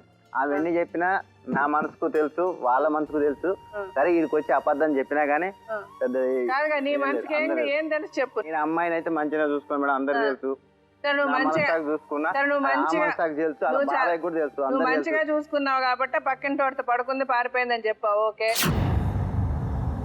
నువ్వు మంచిగా చూసుకున్నావు కాబట్టి ఇష్టం వచ్చినట్టు కొట్టావు. నువ్వు మంచిగా చూసుకున్నావు కాబట్టి ఆ అమ్మాయికి తిండి తిప్పలు లేకుండా చేసావు. నువ్వు మంచిగా చూసుకున్నావు కాబట్టి వాళ్ళ ఇంటికి వెళ్తే ఇట్లా నూకేసావు. సో ఇదంతా నువ్వు మంచిగా చూసుకున్నావు, సరే బాగానే ఉంది. నీ మొదటి పిల్లని కూడా చాలా మంచిగా చూసుకున్నావు, అయినా కూడా ఆవిడే నువ్వు మహాత్ముడివి, నేను ఎందుకు పనికిరాందని ఆవిడ వదిలేసి వెళ్ళిపోయింది. ఓకే, అదే నువ్వు చాలా మంచిగా చూసుకున్నావు. ఇప్పుడు నీ ప్రాబ్లం ఏంటి చెప్పు. ఇప్పుడు నువ్వు మంచోడేవు కదా, వీళ్ళందరూ చెడ్డోళ్ళు. ఇప్పుడు ఆ అమ్మాయికి నేను అతనితో బ్రతకలేను, నాకు వద్దు, నేను చెడ్డదాన్ని కదా, ఎందుకంటే నేను ఏదో చెడ్డ పని చేస్తుంటా, నీ ఇష్టం వచ్చినట్టు నువ్వు అమ్మాయిని కొడుతుంటావు. నీ కోపం వస్తుంది కదా, నీ కోపం వచ్చినప్పుడు నువ్వు కొడతావు. నువ్వు లేదంటే నువ్వు ఏదైనా పక్కింటి ఆవిడ ఎదురింటి ఆవిడ వస్తుంటే ఆవిడ కాపలా పెడుతుంది, నువ్వు వెళ్ళేసరికి నువ్వు వెనక నుంచి తలుపు కొడతావు, అప్పుడు ఎవరితోనే వెళ్ళిపోద్ది అమ్మాయి. ఇవన్నీ జరుగుతూనే ఉంటాయి. సో అందుకని ఆ అమ్మాయి నీ వద్దని డిసైడ్ అయ్యింది, ఆల్రెడీ మీరు రాసుకున్నారు. ఇప్పుడు ఆ అమ్మాయికి నువ్వు వద్దు, ఆ అమ్మాయి నీ నుంచి విడిపోవాలి. ఎలా చేద్దాం చెప్పు. కరెక్టే మేడం. ఇప్పుడు విడాకులు అయినాక కూడా అందరితో వస్తాను అమ్మాయి చెప్తుంది, మా బాబాయ్ పట్టించుకోవట్లేడు అని వేరే వండుకది. ఇప్పుడు అమ్మాయి నీ ఎదురుగానే ఇక్కడ చెప్పింది కదా, నాతో చెప్పింది కదా నీ ఎదురుగానే నేను ఉండనని. నువ్వు అతనితో ఉంటావమ్మా చెప్తుంది కదా, ఇంకేం కావాలి, ఎవరో చెప్పాలి అమ్మాయి. మరి అది కాదు, ఇప్పుడు వాళ్ళ బాబాయ్ మాట ఎందుకు మాట్లాడుతున్నావు నువ్వు? ఆ అమ్మాయికి ఇష్టం ఉంటే ఇప్పుడు నా ఎదురుగా చెప్తుంది కదా. ఏమో నువ్వు మీ బాబాయ్కి భయపడి వెళ్ళని అంటున్నావా? లేదు మేడం, వాళ్ళ ఫోర్స్ ఏం లేదు మేడం. నేనే అసలు వద్దనుకుంటున్నాను. నువ్వే వద్దనుకుంటున్నావు. సో అమ్మాయి వద్దనుకుంటున్నావు. సరే, అలా ఫోర్స్ ఉందని సంగతి నాకు తెలుసు.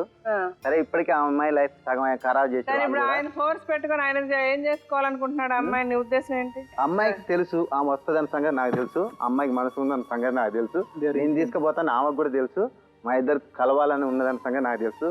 పైన భగవంతుడు ఉన్నాడు, భగవంతుడు ఉంటే మాత్రం మేము విడిపో. ఇప్పుడు నీ ఎదురుగానే ఉంది కదా, ఏం నీకు ఆ ప్రాబ్లం ఏమన్నా ఉందా? ఏ ప్రాబ్లం లేదు. వాళ్ళు ఎవరైనా రేపు వాళ్ళు ఏమైనా చూస్తారనుకుంటున్నావు నువ్వు? వాళ్ళు ఎందుకు చూస్తారు మేడం? మరి అక్కడ ఏం చేద్దాం అనుకుంటున్నావు? వాళ్ళు చూస్తారని ఇప్పుడు నేను ఆయనతోటి వద్దనుకుంటున్నా మేడం. లేదు మేడం, సమాధానం చెప్పాను. అబద్ధం. నేను రాను. హైదరాబాద్కు రాలేదా, యాదగిరి రేణుకతో చెప్పలేదా, చిన్న పొరాలకు 50 రూపాయలు లేదా, అనితక్కకి చెప్పలేదా, అనితక్క వాళ్ళ అమ్మ పోయి మా అమ్మతో అనలేదా, పాత బిడ్డలు అందరు తెలవదా, అడ్డగూరు తెలవదా, ఎల్ల పెళ్లి తెలవదా, నువ్వు అనితక్కతో అడ్డగూరు అనితక్కతో వాళ్ళందరూ మా అమ్మతో ఎట్లా అంటారు, లోకం అంతా ఎట్లా అంటారు, మా బాబాయ్ పట్టించుకోలేదు, మా అమ్మమ్మ అందరు పట్టించుకుంటే ఈ అమ్మాయి ఒంటరిగా వండుకుంటుంది మేడం. బాబాయ్ చూసుకుంటే వాళ్ళ అమ్మమ్మ చూసుకుంటే మేనమామ చూసుకుంటే పెద్దమ్మ చూసుకుంటే ఈ ఆడపిల్ల ఒంటరి వండుకొని తింటుందా మేడం? అమ్మాయి సపరేట్ గా అమ్మాయి సంపాదించుకొని బతుకుతానంటుంది. అమ్మాయి ఎవరితో ఉండదంట, అమ్మాయి వాళ్ళతో ఉంటారని ఏం చెప్పట్లే. అందరూ అమ్మాయిని కూలిపోయిన పైసలు ఆడక తింటున్నారు అని ఈమె సపరేట్ గా వండుకొని తింటుంది మేడం. అది కరెక్టేనయ్యా, అమ్మాయి కూడా అదే చెప్తుంది కదా, నేను సపరేట్ గానే ఉంటానంటుంది. అమ్మాయి వాళ్ళ బాబాయిలతో వాళ్ళ నానమ్మలతో ఉంటానని అనడం లేదు అమ్మాయి. నువ్వే అలాగ అనుకుంటున్నావు. అమ్మాయి అలాగందా, నువ్వు అలాగన్నావమ్మా? అమ్మాయి సంపాదించుకొని అమ్మాయి బతుకుతానంటుంది. ఇప్పుడు నీ ప్రాబ్లం ఏంటి? సరే మేడం, మీకు నేనైతే ఇంతవరకు చెప్పినా కదయ్యా, ఇప్పుడు నువ్వు న్యాయం ఎట్లా అనిపిస్తే అట్లా చేయండి మేడం. అంతే కదా. న్యాయం ఏంటంటే నువ్వు అమ్మాయిని వదిలే, అమ్మాయికి విడాకులు ఇచ్చు. ఒకవేళ అమ్మాయి తప్పు చేస్తే కూడా అమ్మాయి కదా అనిపిస్తుంది, తెలుస్తుంది కదా. సరే మేడం, ఈ వరకు వచ్చిన సొసైటీ తెలుసు, అందరు తెలుసు, ఎవరు మంచోళ్ళు ఎవరు చెడ్డోళ్ళు తెలుసు కదా. ఇప్పుడు మీరు ఎట్లా చెప్తే అట్లా మేడం, మీ ఇష్టం. ఏది న్యాయం అనిపిస్తే అది చేసి, నేను అదే చెప్తున్నా. ఇప్పుడు చివరి అవకాశం. ఇప్పుడు అతను చాలా కరెక్ట్ గా మాట్లాడేసాడు, అయిపోయింది. నువ్వు తప్పులు చేసినా ఏం చేసినా అతను నేను క్షమిస్తాడంట, నేను బాగా చూసుకుంటాడంట. నీ ప్రాబ్లం వల్ల మీ బాబాయ్లు మీ పిన్నులు అని చెప్తున్నాడు అతను. నీ సైడ్ కూడా తప్పులు ఉన్నాయి, నువ్వు అడ్జస్ట్ అవ్వలే లైఫ్ లో. నువ్వు ఇప్పుడు నీ ఇష్టం వచ్చినట్టు నువ్వు బతకాలనుకుంటున్నావు. నీకు అతని దగ్గర డాక్టర్ గారు చెప్పినట్టు నీకు అతని దగ్గర నచ్చలే. పెళ్ళైనప్పటి నుంచి నువ్వు అనుకున్న పద్ధతిలో అతను నిన్ను చూసుకోలేదా, లేదా నువ్వు ఇంకా గొప్పగా అనుకొని అతను చేసుకున్నావా మాకు తెలియదు, నువ్వేమనుకున్నావు. సో నువ్వు కూడా ఎక్కడ నీ లైఫ్ లో కాంప్రమైజ్ అయ్యి అడ్జస్ట్ అయ్యి బ్రతికే పద్ధతి లేదు నీలో కూడా. సో ఎందుకంటే నువ్వు అంత పొగరగానే మాట్లాడతావు. నీలో ఏమి నాకు అంత బాధ, నా జీవితం ఇలాగైపోయింది అన్న ఒక ఇది నీలో కూడా లేదు. సో నీకు అతని దగ్గర మరి ఏమి మైనస్ కనిపించిందో మాకు తెలియదు. ఏదో హెల్త్ ప్రాబ్లం అని మీరు అన్నారు, మీకేం చెప్పింది అమ్మాయి? నాకు మరి అయితే అమ్మాయి అంటే సో నీకు అతనికి ఫిజికల్ గా అతని సంసారం మీకు సుఖం సంతోషం లేదని నువ్వు చెప్పావంట మేడంకి. సో అదే నిజమైతే సో అదే ఆ విషయం నీకు తెలుసు. అలా ఒక సాటిస్ఫాక్షన్ లేకుండా ఒక వైఫ్ ని భార్య నీ దగ్గర ఎంతకాలం ఉంచుకుంటావు నువ్వు? వెయిట్ చేస్తా మేడం, ఉండ నేను ఒక 5 years వెయిట్ చేస్తా. అదే ఎట్లా నువ్వు 5 years వెయిట్ చేసి 5 years అమ్మాయి హింసపడాలా? కేసు వేసేసింది అమ్మాయి, అది ఫస్ట్ అపియరెన్స్ ఆల్రెడీ తీసుకున్నా మేడం, నోటీస్ తీసుకున్నా. కోర్టులో అపియర్ కావాలి, నువ్వు వెళ్ళి కోర్టులో అపీర్ అవ్వాలి. ఎలా నువ్వు కాదంటే 21 days ఇచ్చారు. ఇంకా నాకు టైం ఉంది, లాయర్ పెట్టినా నా భార్య నాకు కావాలని నేను కూడా పోరాడుతూనే ఉన్నాను. అసలు మామూలు మన ఇద్దరం మాట్లాడుకుందాం. ఆ అమ్మాయి నువ్వంటే ఇష్టం లేదు, నువ్వంటే నాకు అసహ్యం అని చెప్తున్న తర్వాత నీకెందుకు అమ్మాయి? లేదు మేడం, ఎందుకంటే మీరు అన్నారు అమ్మాయిని పట్టుకొని అరే నేను అడిగిన సమాధానం చెప్ప. ఈ మోసం ఆ అమ్మాయిని నువ్వు హింసించాలని డిసైడ్ అయ్యావా? అందరూ ప్రశాంతంగా ఉండాలన్నప్పుడు ఇద్దరు కలిసి మాకు ఇక్కడ ఒక అండర్స్టాండింగ్ రాసివ్వండి. ఒక వ్యక్తికి ఇష్టం లేదు అన్నప్పుడు ఆ వ్యక్తిని ముట్టుకోవడమో ఆ వ్యక్తిని బలవంతం చేయడమో అది మానవత్వం కాదు, అది మనుషులు చేసే పని కాదు. సో మనం అర్థం చేసుకొని మీరు అమ్మాయికి విడాకులు కావాలనుకుంటుంది, మీరు అమ్మాయికి విడాకులు ఇచ్చేయండి. అదే మనం ఒక మెమరాండమ్ ఆఫ్ అండర్స్టాండింగ్ రాసుకుందాం, ఎంఓయూ రాసుకుందాం, మేమిద్దరం ఇష్టపడి విడాకులు తీసుకుందాం. సరేనా? చాలా సంతోషం మీరు అర్థం చేసుకున్నందుకు కృష్ణారెడ్డి. థ్యాంక్స్.